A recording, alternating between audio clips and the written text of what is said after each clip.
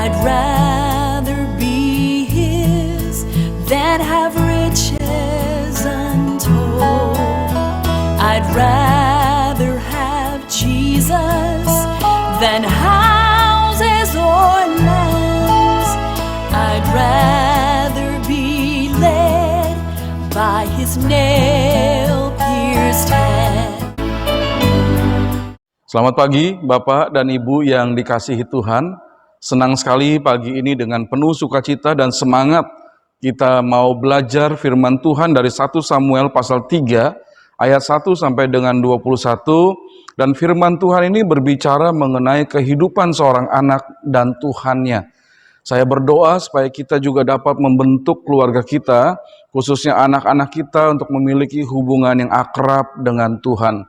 Dan saya terus berdoa kita sendiri juga mengalami pertumbuhan rohani dari sehari ke sehari menjadi dewasa di dalam Kristus dan kuat di dalam iman. Bacalah Alkitab setiap hari dan lakukan dalam hidup kita, miliki hubungan yang akrab dengan Tuhan di dalam doa setiap hari kita. Dan Bapak Ibu, saya juga ingin mengingatkan terus supaya menjaga kesehatan kita secara jasmani. Wabah penyakit masih terjadi di sekitar kita. Sebab itu senantiasa kenakanlah masker saat kita keluar dari ruangan, jaga jarak satu dengan yang lain, supaya kita tetap sehat dan orang lain juga sehat. Jagalah kebersihan kita, khususnya seringlah membasuh tangan dengan air yang mengalir dan sabun, bahkan ketika pulang ke rumah basuh kembali tubuh kita. Dan kita berdoa supaya wabah penyakit ini segera selesai, segala sesuatunya menjadi baik kembali. Baik Bapak Ibu, sebelum kita mulai belajar firman Tuhan, kita akan berdoa terlebih dahulu. Mari kita berdoa. Bapa dalam sorga, terima kasih minggu pagi ini kami mau belajar dari firman Tuhan. 1 Samuel pasal 3 ayat pertama sampai dengan ayat yang ke-21 yang berbicara tentang kehidupan seorang anak dan Tuhannya. Samuel yang memiliki hidup yang baik bersama dengan Engkau. Dan kami ingin membawa keluarga kami, anak-anak kami untuk memiliki hubungan yang akrab, hubungan yang baik dengan Tuhan. Kami siap belajar firman Tuhan. Di dalam nama Tuhan Yesus kami sudah berdoa. Amin. Mari kita membaca firman Tuhan 1 Samuel pasal 3 ayat pertama sampai dengan ayat yang ke-21. Mari kita baca bersama-sama. 1, 2, 3. Samuel yang muda itu menjadi pelayan Tuhan di bawah pengawasan Eli. Pada masa itu firman Tuhan jarang, penglihatan pun tidak sering. Pada suatu hari Eli yang matanya mulai kabur dan tidak dapat melihat dengan baik, sedang berbaring di tempat tidurnya. Lampu rumah Allah belum lagi padam. Samuel telah tidur di dalam bait suci Tuhan, tempat tabut Allah. Lalu Tuhan memanggil, Samuel, Samuel. Dan ia menjawab, iya Bapak. Lalu berlarilah ia kepada Eli, serta katanya, ya Bapak, bukankah Bapak memanggil aku? Tetapi Eli berkata, aku tidak memanggil, tidurlah kembali. Lalu pergilah ia tidur, dan Tuhan memanggil Samuel sekali lagi. Samuel pun bangunlah, lalu pergi mendapatkan Eli serta berkata, ya Bapak, bukankah Bapak memanggil aku? Tetapi Eli berkata, aku tidak memanggil anakku, tidurlah kembali. Samuel belum mengenal Tuhan, firman Tuhan belum pernah dinyatakan kepadanya. Dan Tuhan memanggil Samuel sekali lagi, untuk ketiga kalinya. Ia pun bangunlah, lalu pergi mendapatkan Eli serta katanya, ya Bapak, bukankah Bapak memanggil aku? Lalu mengertilah Eli, bahwa Tuhanlah yang memanggil anak itu. Sebab itu berkatalah Eli kepada Samuel, pergilah tidur, dan apabila ia memanggil engkau, katakanlah, berbicaralah Tuhan, sebab hambamu ini mendengar. Maka pergilah Samuel dan tidurlah ia di tempat tidurnya. Lalu datanglah Tuhan, berdiri di sana dan memanggil seperti yang sudah-sudah, Samuel, Samuel. Dan Samuel menjawab, berbicaralah sebab hambamu ini mendengar. Lalu berfirmanlah Tuhan kepada Samuel, ketahuilah aku akan melakukan sesuatu di Israel, sehingga setiap orang yang mendengarnya akan bising kedua telinganya. Pada waktu itu aku akan menepati kepada Eli segala yang telah kufirmankan tentang keluarganya. dari mula sampai akhir. Sebab telah kuberitahukan kepadanya bahwa aku akan menghukum keluarganya untuk selamanya karena dosa yang telah diketahuinya, yakni bahwa anak-anaknya telah menghujat Allah, tetapi ia tidak memarahi mereka. Sebab itu aku telah bersumpah kepada keluarga Eli, bahwa dosa keluarga Eli takkan dihapuskan dengan korban sembelihan atau dengan korban sajian untuk selamanya. Samuel tidur sampai pagi, kemudian dibukanya pintu rumah Tuhan. Samuel segan memberitahukan penglihatan itu kepada Eli. Tetapi Eli memanggil Samuel, katanya, "Samuel, anakku." Jawab Samuel, "Ya Bapak." Kata Eli, "Apakah yang disampaikannya kepadamu? Janganlah kau sembunyikan kepadaku. Kiranya begitulah Allah menghukum engkau. Bahkan lebih lagi daripada itu, jika engkau menyembunyikan sepatah kata pun kepadaku dari apa yang disampaikannya kepadamu itu." Lalu Samuel memberitahukan semuanya itu kepadanya dengan tidak menyembunyikan sesuatu pun. Kemudian Eli berkata, "Dia Tuhan, biarlah diperbuatnya apa yang dipandangnya baik." Dan Samuel makin besar, dan Tuhan menyertai dia, dan tidak ada satupun dari firman-Nya itu yang dibiarkannya gugur. Maka tahulah seluruh Israel, dari Dan sampai Beersheba, bahwa kepada Samuel telah dipercayakan jabatan Nabi Tuhan. Dan Tuhan selanjutnya menampakkan diri di Shilo, sebab ia menyatakan diri di Shilo kepada Samuel dengan perantaraan firman-Nya. Firman Tuhan yang indah bagi kita Bapak dan Ibu, memperlihatkan kehidupan seorang anak dengan Tuhannya. Dan pagi ini kita akan bersama-sama mempelajari kebenaran firman Tuhan tersebut. Orang tua perlu menerapkan dalam kehidupan seperti ini pada keluarganya masing-masing. Kehidupan seperti Samuel kita perlu terapkan kepada keluarga kita masing-masing. Nah, kitab Samuel pasal 3 ayat 1 sampai 21 tadi yang sudah kita baca mencatat kehidupan Samuel saat dia masih kecil, masih anak-anak, dan dia sudah bertemu dengan Tuhan. Ada beberapa kebenaran yang bisa kita perhatikan bersama-sama melalui kisah ini dan menjadi berkat bagi keluarga kita. Bapak dan Ibu, saya mengajak kita untuk berpikir dan menjawab bersama-sama. Apakah kesulitan untuk menerapkan kehidupan seorang anak bersama dengan Tuhan? Apa kesulitan kita di masa sekarang? Bisa jadi anak-anak punya banyak kesibukan dengan sekolahnya, dengan kegiatan-kegiatan lainnya. Dan saya berharap anak-anak kita tidak sibuk dengan gadgetnya atau dengan handphonenya, sehingga mereka melupakan banyak hal. Nah, bagaimana kita mengatasi semua kesulitan seperti itu? Bapak dan Ibu serta saya, kita perlu terus mendidik anak-anak untuk mempunyai hubungan yang akrab dengan Tuhan. Biarlah kita bisa membawa mereka untuk terus membaca firman-Nya. Biarlah kita bisa bersama-sama dengan mereka juga berdoa. Dan terus membawa mereka ke gereja, melakukan pelayanan, melakukan kesaksian, melakukan pengabdian bagi Tuhan, belajar firman-Nya, beribadah, bersekutu. Kita terus mengajarkan kepada anak-anak hidup yang seperti itu. Dan mereka juga perlu melakukan firman Tuhan dalam hidup mereka sehari-hari. Kita meyakini bahwa anak-anak kita akan memiliki hubungan yang baik dengan Tuhan. Itu yang harus kita lakukan. Yang kedua, apakah kekurangan yang terjadi jika seorang anak hidup tanpa Tuhan? Dia akan memiliki hidup yang tidak pasti, ya, akan kehidupan yang kekal.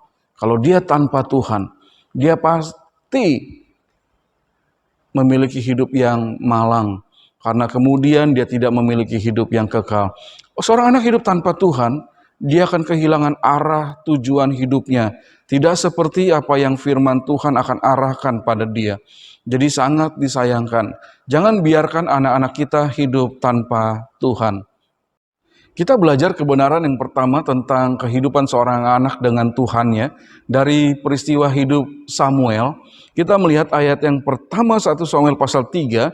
Samuel yang muda itu menjadi pelayan Tuhan di bawah pengawasan Eli. Pada masa itu firman Tuhan jarang, penglihatan-penglihatan pun tidak sering.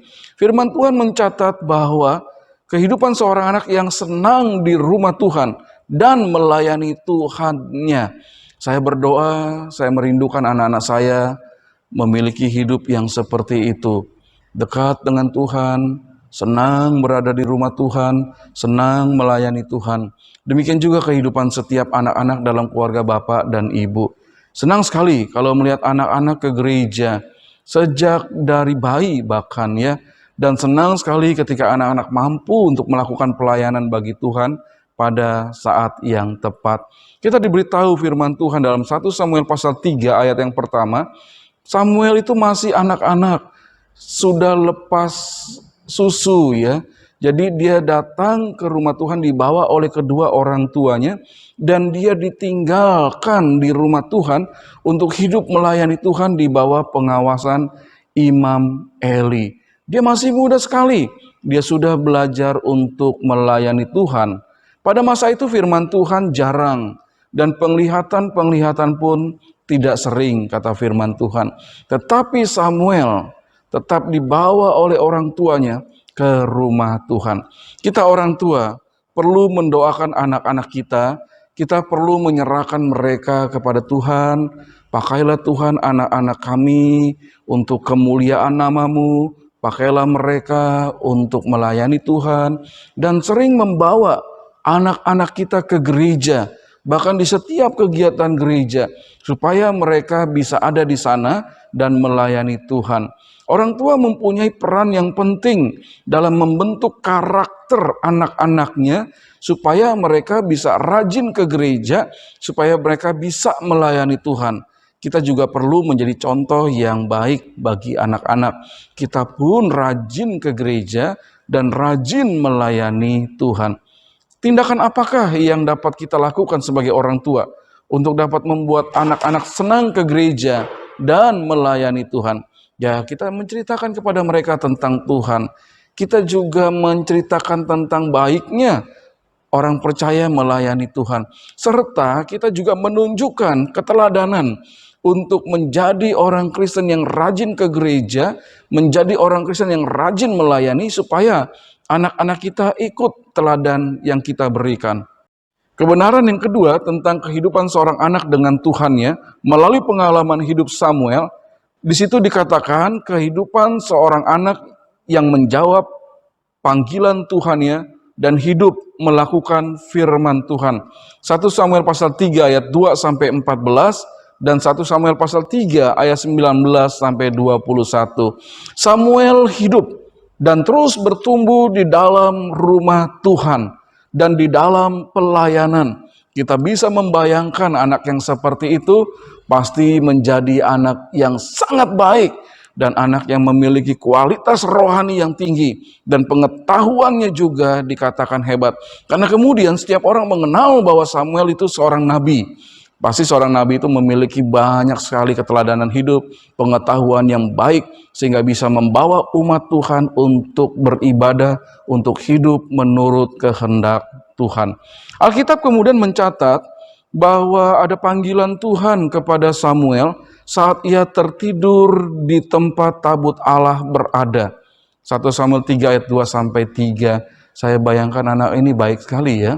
Dia tidur dengan nyaman di tempat tabut Allah berada. Saat itulah Samuel mendengar Tuhan memanggilnya, Samuel, Samuel. Beberapa kali Tuhan memanggilnya. 2 kali yang pertama Samuel tidak tahu bahwa itu suara Tuhan. Bahkan Imam Eli pun gak tahu bahwa Tuhan yang memanggil. Dan pada panggilan yang ketiga, setelah Imam Eli mengatakan jawab Samuel itu Tuhan, maka Samuel menjawab panggilan Tuhan tersebut. Nah, panggilan yang diterima oleh Samuel adalah panggilan untuk menyampaikan firman Tuhan. Yang pertama-tama juga kepada keluarga Imam Eli. Kalau kita melihat 1 Samuel pasal 3 ayat 11 sampai 14. Setelah itu Samuel menjadi orang yang mengajarkan firman Tuhan. Dan semua orang Israel mengerti bahwa Tuhan berbicara melalui Samuel. Sehingga orang menyambut Samuel sebagai seorang nabi Tuhan. 1 Samuel 3, 19 sampai 21. Samuel dapat menjawab panggilan Tuhan atas dirinya. Lalu datanglah Tuhan berdiri di sana dan memanggil seperti yang sudah-sudah, Samuel, Samuel. Dan Samuel menjawab, berbicaralah sebab hambamu ini mendengar. 1 Samuel 3 ayat 10. Semua orang termasuk anak-anak perlu mendengar firman Tuhan. Siapa yang menyampaikan firman Tuhan kepada anak-anak? Kita orang tuanya. Supaya mereka mendengar suara Tuhan. Suara Tuhan ada di dalam kitab suci kita. Suara Tuhan terdapat di dalam keseluruhan firman Tuhan ini. Dan kita bisa menyampaikan kepada anak-anak supaya mereka mendengar. Dan kemudian mereka menyambut panggilan Tuhan. Ketika meminta mereka untuk bertobat. Ketika meminta mereka untuk percaya kepada Yesus. Ketika meminta mereka untuk melakukan firman Tuhan. Kita bisa mengajarkan firman Tuhan, menggemakan firman Tuhan kepada anak-anak kita. Semua orang, termasuk anak-anak, perlu mendengar firman Tuhan dan memberi sambutan atas firman Tuhan itu dan melakukannya dalam hidupnya sehari-hari. Kebenaran kehidupan seorang anak bersama dengan Tuhannya melalui pengalaman hidup Samuel, kita diajar anak-anak itu akan menjadi anak yang jujur kalau hidup bersama dengan Tuhan. Samuel seperti itu. Suatu sikap yang diajarkan oleh firman Tuhan bagi kita Bapak dan Ibu melalui anak yang bernama Samuel, yaitu dia berani mengatakan kejujuran. Firman Tuhan yang didengar oleh Samuel untuk Imam Eli adalah berita hukuman bagi keluarga Imam Eli. Samuel kecil perlu mengambil keputusan, sekalipun hal itu berat baginya. Samuel tidur sampai pagi, kemudian dibukanya pintu rumah Tuhan. Samuel segan memberitahukan penglihatan itu kepada Eli, 1 Samuel 3 ayat 15, karena isinya berupa hukuman bagi keluarga Eli. Samuel sebagai anak muda saat itu, kemudian perlu mengambil keputusan untuk jujur. Ya, Imam Eli meminta Samuel mengatakan segala firman yang diterima oleh Samuel. 1 Samuel 3 ayat 16 sampai 17. Kita kemudian mendapatkan suatu tindakan yang dilakukan oleh Samuel yang masih muda itu, bahwa dia akhirnya menyatakan kejujuran. Samuel perlu mengatakan sejujurnya kepada Imam Eli. Lalu Samuel memberitahukan semuanya itu, apa yang dikatakan Tuhan tentang hukuman bagi keluarga Imam Eli, kepada Imam Eli dengan tidak menyembunyikan sesuatu pun. Kemudian Eli berkata, dia Tuhan, biarlah diperbuatnya apa yang dipandangnya yang baik. 1 Samuel 3 ayat 18. Jadi anak-anak itu perlu diajar untuk bersikap jujur, yang artinya berani bertindak dan berkata sebagaimana seharusnya. Kita orang tua juga harus bertindak jujur. Apa adanya, kita berani mengatakan kebenaran. Jujur itu bagus, ya. Jadi kita perlu berani mengatakan hal yang sebenarnya, sekalipun mungkin itu pahit. Kita berani mengatakan hal yang sebenarnya, sekalipun itu merugikan kita. Samuel sudah memberi contoh kepada kita. Suatu ajaran kebenaran firman Tuhan yang sangat indah bagi kita Bapak dan Ibu. Bawalah anak-anak kita, cucu-cucu kita untuk bertindak seperti Samuel sudah melakukannya. Kehidupan seorang anak yang senang berada di rumah Tuhan, yang senang melayani Tuhan, itu kebenaran yang kita pelajari yang pertama. Yang kedua, kehidupan seorang anak yang menjawab panggilan Tuhan dan hidup melakukan firman Tuhan. Kita melihat bahwa Samuel diberkati oleh Tuhan, dan kita perlu melakukan hal itu dalam keluarga kita. Mendidik anak-anak kita, cucu-cucu yang Tuhan percayakan kepada kita, supaya mereka mampu menjawab panggilan Tuhan dan hidup melakukan firman Tuhan. Yang ketiga, kita merindukan bahwa kita mengajarkan segala kejujuran. Ya, sekalipun hal itu pahit, tapi mengatakan kebenaran apa adanya. Itu perlu dilakukan oleh kita di dalam keluarga, perlu kita ajarkan kepada anak-anak dan cucu-cucu kita. Dan kiranya firman Tuhan ini memberkati hidup kita dan keluarga. Baik Bapak dan Ibu, sampai bertemu minggu yang akan datang. Kita akan belajar kembali firman Tuhan di minggu yang akan datang. Kita akan mengakhiri dan mohon berkat Tuhan. Bapa dalam sorga, terima kasih kami boleh belajar dari keteladanan hidup seorang anak bernama Samuel. Dan Tuhan, kami ingin melakukan kebenaran firman Tuhan ini dalam hidup keluarga kami, membawa seluruh keluarga kami untuk senang berada di rumah Tuhan, beribadah dan melayani Tuhan. Kami ingin membawa seluruh keluarga kami untuk menjawab panggilan Tuhan, hidup sesuai dengan apa yang firman Tuhan katakan. Dan kami ingin menjadi keluarga yang hidup penuh dengan kejujuran, seperti yang sudah diteladani oleh Samuel. Terima kasih Bapak untuk firman Tuhan. Kami ingin keluarga kami hidup sesuai dengan apa yang Tuhan katakan. Terpujilah Tuhan, berkatilah setiap keluarga kami Bapa. Berkatilah kami dengan segala kebaikan-Mu. Berkatilah kami dengan penyertaan dan keselamatan yang berasal dari Tuhan. Terpujilah Tuhan, di dalam nama Tuhan Yesus kami sudah berdoa. Amin. Sampai minggu yang akan datang, Tuhan memberkati kita semua.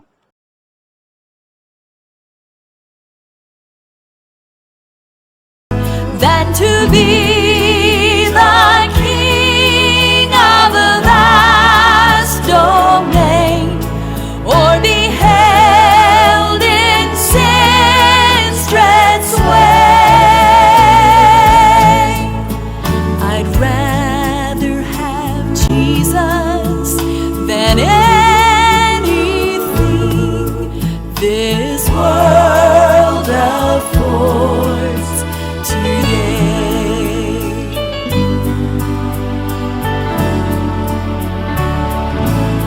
Than to be